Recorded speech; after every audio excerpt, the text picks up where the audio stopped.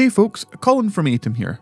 In today's import video, we're going to show you how you can very easily import a rule to give your chat the ability to turn on emote-only messaging for 60 seconds, creating a little chaos in your community. Head on over to aitum.tv/imports and scroll down and hit the download button next to the emote chat. Next, it's time to open up Aitum. Before we import the rule, we want to create a new channel point redemption. Click on the Twitch menu item and then New Redemption. Inside here, name what you'd like the redemption to be, select your cost, and then a cooldown with a minimum of 60 seconds. This is to safeguard the redemption so viewers can't spam the command while it's in use. Next, head over to Rules. Click on Import Export at the top, and inside the import wizard, select the file we downloaded before.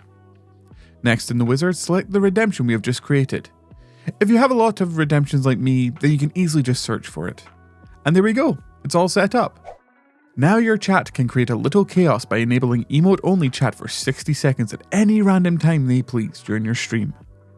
I hope this video was helpful, and if you have any questions or you want to show us something very cool that you have created using Aitum, please join the Discord or follow our Twitter. Links to both will be in the description down below.